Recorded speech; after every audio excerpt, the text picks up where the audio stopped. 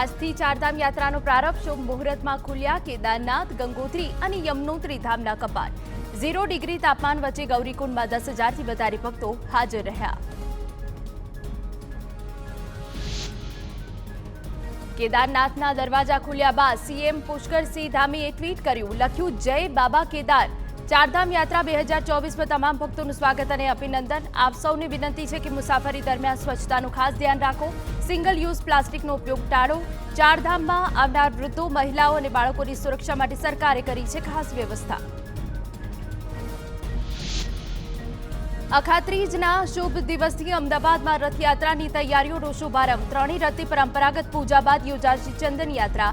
ભગવાન જગન્નાથના રથની સાથે બહેન સુભદ્રા અને ભાઈ બલભદ્રના રથની પણ વિશેષ પૂજા. હવામાન વિભાગે આજે કેટલાક રાજ્યોમાં હીટવેવનું એલર્ટ આપ્યું. રાજસ્થાન, પશ્ચિમ મધ્યપ્રદેશ, ઉત્તર પ્રદેશમાં કાળઝાળ ગરમી પડશે. કેટલાક વિસ્તારોમાં યલો એલર્ટ. આ તરફ ઉત્તર પ્રદેશ સહિત રાજ્યોમાં વરસાદ અને આંધીની આગાહી. જમ્મુ કાશ્મીર, લદ્દાખ, ઉત્તરાખંડ, હિમાચલમાં 9 થી 12 મે વચ્ચે હળવાથી મધ્યમ વરસાદની આગાહી.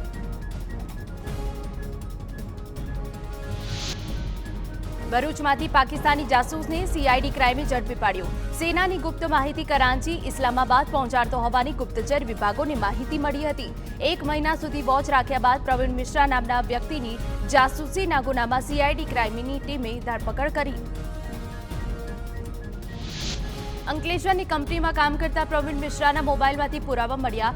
પાકિસ્તાની હેન્ડલરે સોનલ ગર્ગના નામની આઈડીથી સંપર્ક કરી મિત્રતા કેળવી હતી. માહિતી પહોંચાડવા ફેસબુક, વોટ્સએપ, ઇન્સ્ટાગ્રામનો ઉપયોગ કર્યો. મિસાઇલ અને ડ્રોન ટેકનોલોજી સુધીની માહિતી પાકિસ્તાન સુધી પહોંચાડી. આંગડિયા પેઢીઓ પર સીઆઈડી ક્રાઇમના રાજ્યવ્યાપી દરોડા. અમદાવાદ, સુરત, રાજકોટ સહિત રાજ્યના વિવિધ શહેરોમાં ચેકિંગ. ક્રિકેટ સટ્ટાકાંડ સાથે સંકળાયેલી વ્યક્તિઓ સામે તપાસ. કરોડો રૂપિયાના શંકાસ્પદ વ્યવહારો મળવાની શક્યતા. રાજ્યમાં મતદાન પૂર્ણ થયાની સાથે આઈટી વિભાગ એક્શનમાં. ટેક્સટાઇલના મોટા ગ્રુપ પર આવકવેરા વિભાગના દરોડા. સુરતમાં એકસાથે 10 સ્થળોએ દરોડા અને સર્વેની કાર્યવાહી. ઐશ્વર્યા ગ્રુપ અને ડાઇંગ મિલમાં તપાસ શરૂ કરાઈ. પંચમહાલમાં નીટની પરીક્ષામાં ચોરી કરાવવાના કૌભાંડનો પર્દાફાશ. ગોધરાના પરીક્ષા કેન્દ્રમાં ચોરી કરાવતા હોવાનો ખુલાસો થયો. જ્યાં વિદ્યાર્થીઓને આન્સર શીટ ખાલી છોડવાનું કહી બાદમાં કૌભાંડીઓએ વિદ્યાર્થીઓની પરીક્ષા પોતે આપી. કલેક્ટરની સજાગતાથી કૌભાંડ સામે આવ્યું.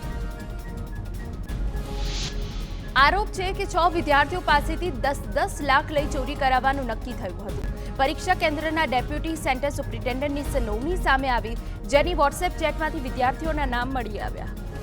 તપાસ દરમિયાન ડેપ્યુટી સેન્ટર સુપ્રિન્ટેન્ડન્ટની કારમાંથી 7 લાખની રોકડ પણ મળી આવી. નીટની પરીક્ષામાં ચોરી મામલે જિલ્લા શિક્ષણ અધિકારી 3 શખ્સો વિરુદ્ધ પોલીસ ફરિયાદ નોંધાવી.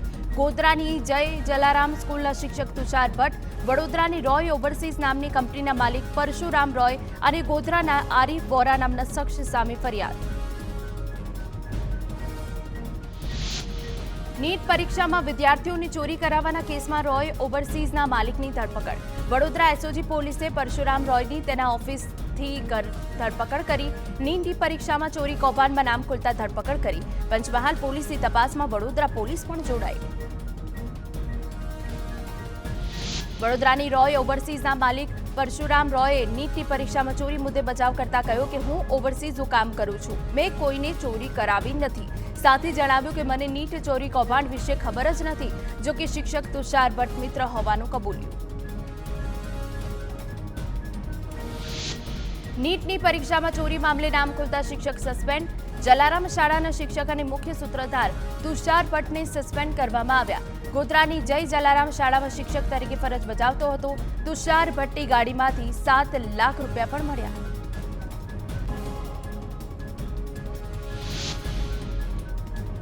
ગોધરાની જય જલારામ શાળામાં નીટની પરીક્ષામાં ચોરીના આક્ષેપને ચેરમેન દીક્ષિત પટેલે નકાર્યા.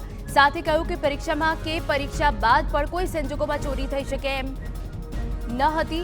જો કે પરીક્ષાના દિવસે શાળામાંથી પોલીસથી 7 લાખ મળ્યાની વાત શાળાના ચેરમેને સ્વીકારી.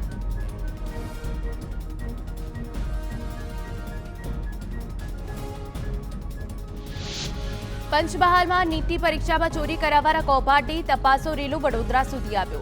એસઓજીની ટીમે રોય ઓવરસીઝની ઓફિસમાં તપાસ કરી કર્મચારીઓના નિવેદનો પણ લીધા. ઓફિસમાંથી દસ્તાવેજો જપ્ત કરાયા. નીટ પરીક્ષા કૌભાંડમાં શિક્ષણ પ્રધાન પ્રફુલ્લ પાનસેરિયાનું નિવેદન. કહ્યું, દોષીઓને છોડવામાં નહીં આવે. કલેક્ટરની જાગૃતતાને હું અભિનંદન પાઠવું છું.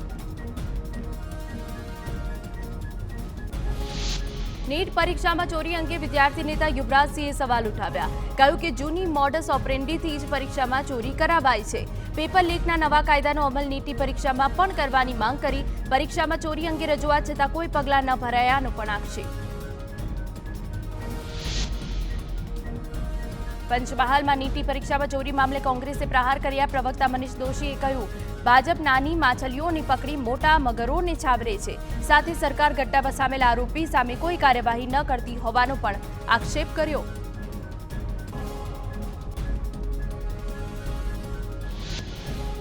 રાજ્યમાં 2 દિવસ લોકોને ગરમીથી નહીં મળે કોઈ રાહત. પડશે કાળઝાળ ગરમી. 2 દિવસ અમદાવાદમાં 43 ડિગ્રી, જ્યારે ગાંધીનગરમાં 42 ડિગ્રી તાપમાન. રાજ્યમાં કાળઝાળ ગરમી વચ્ચે કમોસમી વરસાદની આગાહી. 11 થી 13 મે સુધી રાજ્યમાં વરસાદ. હવામાન વિભાગે કરી આગાહી.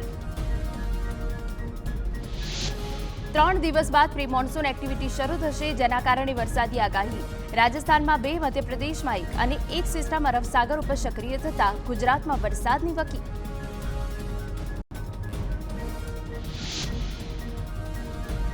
અગિયાર મેના રોજ નર્મદા, તાપી, ડાંગ, વલસાડ, દમણ, દાદરા નગર હવેલીમાં પવન સાથે વરસાદ રહેશે. 12 તારીખે અરવલ્લી, સાબરકાંઠામાં પણ વરસાદ. 13 મેના રોજ ફરી સુરત, નર્મદા, દાહોદ, વલસાડ, નવસારી, દમણ, દાદરા નગર હવેલી અને સાબરકાંઠામાં વરસાદ પડવાની શક્યતા. વરસાદના કારણે લોકોને ગરમીથી રાહત મળશે. અમદાવાદ શહેરમાં સતત બીજા દિવસે 43 ડિગ્રી તાપમાન. આગામી એક સપ્તાહમાં તાપમાન 41 થી 43 વચ્ચે રહેશે. ત્યારબાદ 44 પાર જાય તેવી શક્યતા. રાજ્યના શહેરોમાં પડેલી ગરમીના આંકડાઓ પર નજર કરીએ તો ગાંધીનગર, રાજકોટ, અમરેલી, સુરેન્દ્રનગરમાં 43 ડિગ્રી તાપમાન, જ્યારે ભુજ, છોટાઉદેપુર, વડોદરામાં 41 ડિગ્રી તાપમાન. પોરબંદર માર્કેટયાર્ડમાં બરડા અને ગીરની કેસર કેરીની આવક થતા હરાજી શરૂ. રોજની 5000 જેટલા બોક્સની આવક વધી. 10 કિલોના ભાવ 1250 થી 1800 સુધી બોલાયા. આ વર્ષે કેસર કેરીની આવક વધે તેવી વેપારીઓની આશા. આણંદ જિલ્લાના બોરસદ, આંકલાવ, આણંદના મહી કાંઠાના ગામોમાં નીલગાયથી ખેડૂતો પરેશાન. નીલગાયને કારણે ઊભા પાકને નુકસાન થઈ રહ્યું છે. બીજી તરફ શેડ્યુલ 2 પ્રકારના પ્રાણી નીલગાયનો શિકાર કરતી ટોળી પણ સક્રિય છે. બંને પ્રશ્નો માટે સરકાર યોગ્ય પગલાં ભરે તેવી માંગ. ભાવનગર આરટીઓની લાલિયાવાડીનો વિડીયો વાયરલ. રોડ પર બેફામ દોડતા ડમ્પરનો વિડીયો બનાવી જાગૃત નાગરિકે વાયરલ કર્યો. ખનન માફિયાઓની છાવરી. આરટીઓ વિભાગ કોઈ કાર્યવાહી ન કરતું હોવાનો આક્ષેપ. વિડીયો બુધેલ સિદ્ધસર રોડ પરનો હોવાની ચર્ચા. જોકે વિડીયોની TV9 પુષ્ટિ નથી કરતું. પોરબંદરમાં માછીમારોને પડી પાણીની તકલીફ. સુભાષનગર વિસ્તારમાં 20 દિવસથી પાણી આવ્યું નથી. મહિલાઓ કૂવામાંથી પાણી ખેંચવા અને બહારથી પાણી મંગાવવા મજબૂર. તંત્રને અનેકવાર રજૂઆત કરી હોવા છતાં પરિસ્થિતિમાં સુધારો નહીં. સુરતના માંગરોળ તાલુકાના લીડિયાદ ગામે જેટકોની અંડરગ્રાઉન્ડ કેબલિંગ કામગીરીથી ગામ લોકો પરેશાન. જેટકોએ ખોદેલા ખાડા રહીશો માટે મુસીબત બન્યા. ખાડા યોગ્ય રીતે પૂરવામાં ન આવતા લોકો બની રહ્યા છે અકસ્માતનો ભોગ. કંપની પગલાં ન લે ત્યાં સુધી ગામ લોકોએ કામગીરી બંધ કરાવી. અમદાવાદમાં બિસ્માર રસ્તા મુદ્દે હાઈકોર્ટમાં અરજી. નારોલ સર્કલથી વિશાલા સરખી સુધીનો રોડ અતિ બિસ્માર હોવાની રજૂઆત. જીપીએમસી એક્ટ મુજબ એએમસી હાઈવે ઓથોરિટી અને ટ્રાફિક વિભાગની જવાબદારી હોવાથી હાઈકોર્ટે ત્રણેયને નોટિસ ફટકારી. સમગ્ર મામલે વેકેશન બાદ સુનાવણી હાથ ધરાશે.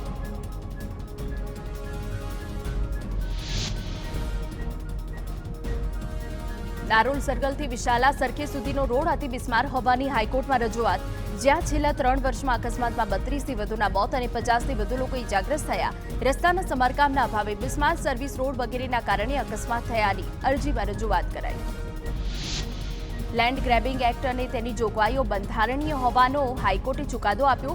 સજાની જોગવાઈ અંગે કોર્ટે ટાંક્યું કે વિધાનસભાના નિર્ણયમાં કોર્ટના હસ્તક્ષેપની કોઈ જરૂર નથી. સાથે જ કોર્ટે વચગાળાના હુકમોથી મળેલી રાહતે વધારવાની માંગ પણ નકારી દીધી. અમદાવાદ મહાનગરપાલિકાએ અત્યારથી જ પ્રી મોન્સૂન કામગીરી શરૂ કરી. ગત વર્ષે 146 જગ્યાએ પાણી ભરાઈ જવાની ફરિયાદો મળી હતી, જેમાંથી 54 જગ્યાઓની કામગીરી પૂરી કરવામાં આવી. ચાલુ વર્ષે 146માંથી 100 જેટલી જગ્યાઓ પર પાણી ભરવાનો પ્રશ્ન નહીં રહે તેવો કોર્પોરેશનનો દાવો. ગુજરાતમાં ધોરણ 12 વિજ્ઞાન અને સામાન્ય પ્રવાહનું પરિણામ જાહેર. વિજ્ઞાન પ્રવાહનું 82.45% રિઝલ્ટ, સામાન્ય પ્રવાહનું 91.93% રિઝલ્ટ. ઊંચા પરિણામથી વિદ્યાર્થીઓમાં આનંદ.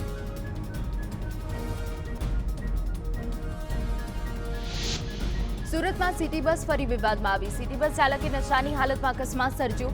પાંડીસરા પત્રકાર સર્કલ પાસે મોપેડ ચાલકને અડફેટે લીધો. લોકોએ નશાખોર બસ ચાલકને ઝડપી પાઠ ભણાવ્યો. અમદાવાદના પીરાણામાં ધાર્મિક સ્થળ પર ઘર્ષણ મામલે પોલીસે કાર્યવાહી. અસલાલી પોલીસે બંને પક્ષોની 2 ફરિયાદોમાં કુલ 37 લોકોની ધરપકડ કરી. હત્યાના પ્રયાસ, ધાર્મિક લાગણી દુભાવી 120B સહિત ગંભીર કલમો હેઠળ ફરિયાદ નોંધાઈ. પીરાણામાં અમદાવાદ જિલ્લા પોલીસો ચુસ્ત બંદોબસ્ત ગોઠવાયો. અમદાવાદના પીરાણામાં મજારમાં તોડફોડ મુદ્દે મુસ્લિમ નેતાઓએ રાજ્ય પોલીસ વડાને રજૂઆત કરી. ધારાસભ્ય ઇમરાન ખેડાવાલા અને ગ્યાસુદ્દીન શેખે યોગ્ય કાર્યવાહીની માંગ કરી. ઇમરાન ખેડાવાલાએ કહ્યું, મજાર હિન્દુ મુસ્લિમ એકતાનું પ્રતીક. જે ઘટના ઘટી તે નિંદનીય. દ્વારકાધીશ મંદિરની Z+ સિક્યુરિટીમાં થઈ ચૂક. જગત મંદિર પરિસરમાં મોબાઈલ લઈ જવાની મનાઈ હોવા છતાં કેટલાક લોકોએ ફોટા લીધા. પરવાનગી ન હોવા છતાં મોબાઈલ અંદર કેમ લઈ જવાયા તે સવાલ. અધિકારીઓની મંજૂરીથી મોબાઈલ અંદર લઈ જવાતા હોવાની રાવ.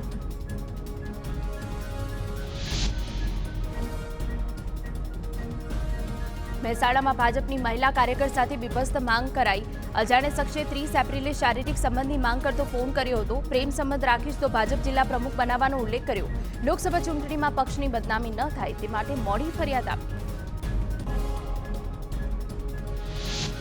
મહેસાણા ભાજપનું ફેસબુક પેજ હેક કરી 33 અશ્લીલ વિડીયો અપલોડ કરાયા. સાયબર ક્રાઇમમાં ફરિયાદ નોંધાતા ફેસબુકના અમેરિકા સ્થિત હેડક્વાર્ટરથી વિગતો મંગાવાઈ. તો સમગ્ર મુદ્દે આરોગ્ય પ્રધાન ઋષિકેશ પટેલે કહ્યું કે આવા તત્વોને કડકમાં કડક સજા કરાશે. વલસાડના મોલમાં એક્સપાયરી ડેટવાળી બ્રેડનું ખુલ્લેઆમ વેચાણ કરાયું. અબ્રામા વિસ્તારમાં આવેલા કેસ એન્ડ કેરી મોલમાં 7 મેએ ગ્રાહકને ફૂગવાળી બ્રેડ અપાઈ, જેને લઈ ગ્રાહકે મોલમાં હોબાળો મચાવી વિડીયો ઉતાર્યો હતો, જે વિડીયો વાયરલ થયો.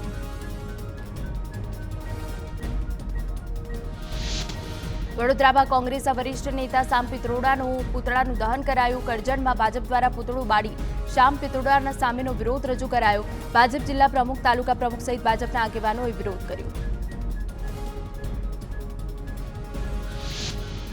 ઇફકોના ડિરેક્ટરની ચૂંટણીનું પરિણામ આવ્યું. ભાજપના ધારાસભ્ય જયેશ રાદડિયાની જીત થઈ. ભાજપના મેન્ડેટ પર લડેલા બિપિન ગોતાનો પરાજય થયો.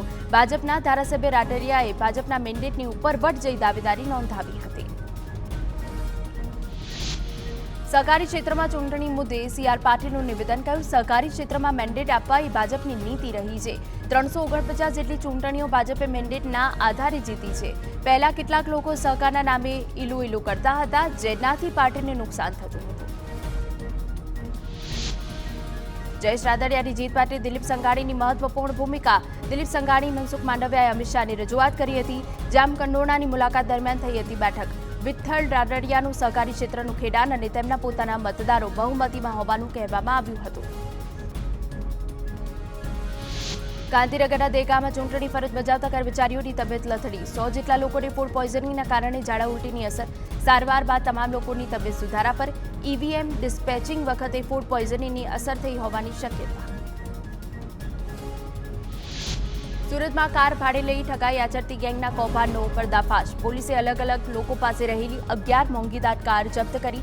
ઠગબાજો મેટ્રો રેલ પ્રોજેક્ટમાં ઊંચા ભાવે ગાડીઓ આપવાનું કહીને લોકો પાસેથી મોંઘીદાટ કાર ભાડાપેટી લેતા હતા. ત્યારબાદ કારને અન્ય લોકો પાસે ગીરવી મૂકી અથવા ભાડે આપી દઈ પૈસા પડાવતા.